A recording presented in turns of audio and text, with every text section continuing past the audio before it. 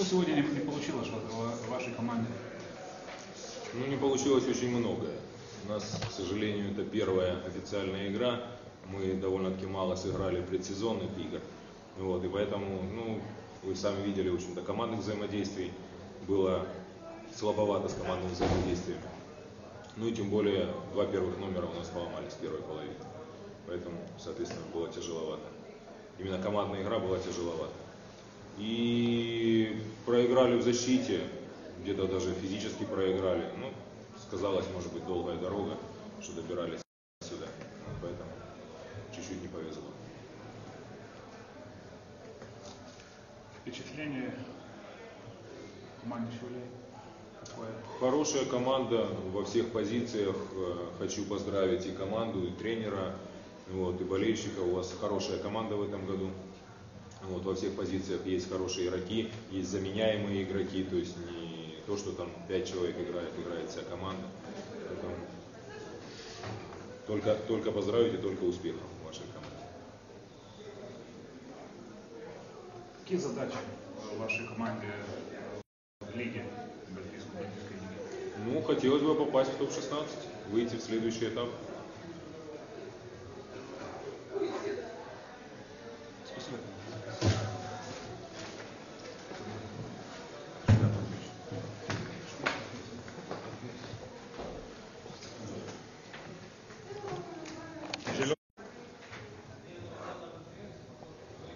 Kodėl Sauliau taip sunkiai šiandien žaidė komanda? Na, sakyti, tikriausiai vis tiek tai tas jauduliukas pirmas BBL varžybos. Ir vis tiek yra sezono pradžia, komanda jauna, palyginti tokiu, pagrindiniai jauni žaidėjai. Tai va, ir dar nesam pilnai susistygavę, aš dar, manau, nepadedu tiek, kiek galėčiau ir gal nesu dar geriausios formos. Tai va, kartais neišpildom, ko mūsų treneris prašo, tiesiog elementariuose situacijose, bet čia manau viskas yra nesusižaidime, tiesiog ateity, manau, viskas bus geriau, bus supratimas didesnis, viską, visi įsiklausys daugiau į trenerį ir viskas bus gerai, nes visi deriniai viskas yra gerai, tai trūksta to išpildymo, o tam, manau, reikia dar daugiau laiko. Išmetus antrą kėlinį vaizdas neblogas. Kaip sakot? Išmetus antrą kėlinį vaizdas neblogas buvo. Pirmas, trečias, ketvirtas kėlinys. Nu jo, bet suprantat, negali būti tokio bangavimo. Žinot, reikia kažkaip išlaikyti tą kreivę, kol kas mums nepavyksta, bet tikiuosi, kad pavyks.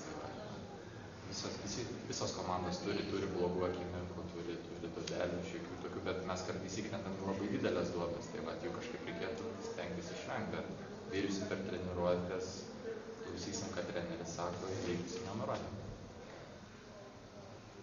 Ačiū.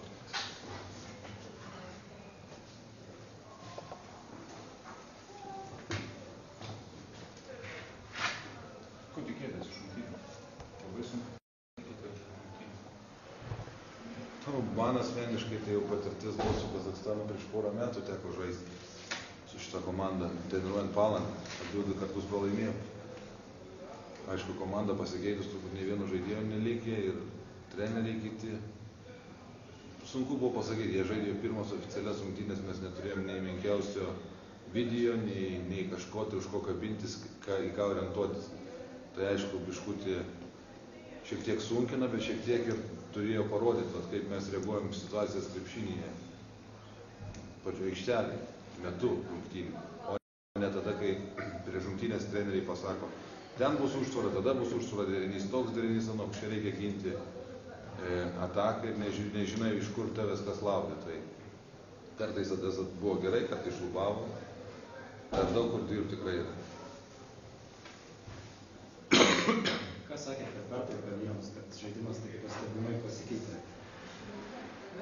Ir tiek plika statistika, tiek bendra ta dalyką krepšinio. Nu, jeigu meti per 2 kėlinius 2 baudas, varžovai ten prasižengė antram kėliny 9 minutę tik tai antrą kartą, tai agresyvumo reiškia nebuvo. Tai ne tikrai ten mažiukai ar dideli, aplamai, bendrai komandiškai. Atsiprašau, komandinis žaidimas toks buvo neagresyvus, norėjom lengvai apmėti tritaškiais ir toks atrodė Tai paimsim, nieko čia nepaimsi, ta lyga irgi stipri. Visos komandos moka žaisti ir visos žais, čia niekas net netiduovinės tų pergalį. Tai pasakiau tuos dalykus ir manau, kad darėm išvadą, per antrą pusę metėm jau 17 baudų, tai yra skirtumas ir tuo esam patenkinti.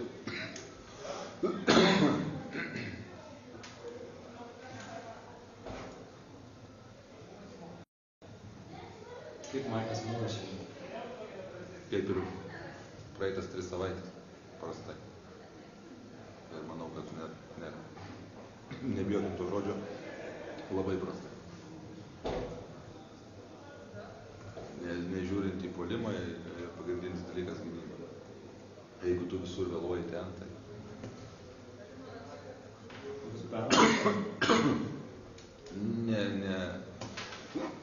Atsiprašau.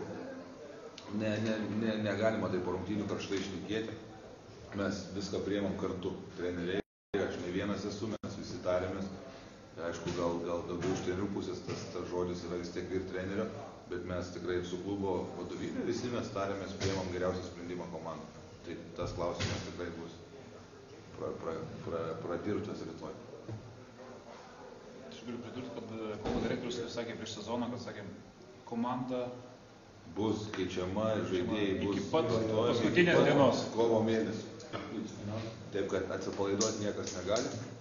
Tas pats Aurimas šiandien gana prastai sužaidė, iš jo reikalausim geresnio žaidimo, negali atsipalaiduoti, bet kokios be aplinkybės bus, mes ieškosim ir bandysim tą taisyti. Ačiū.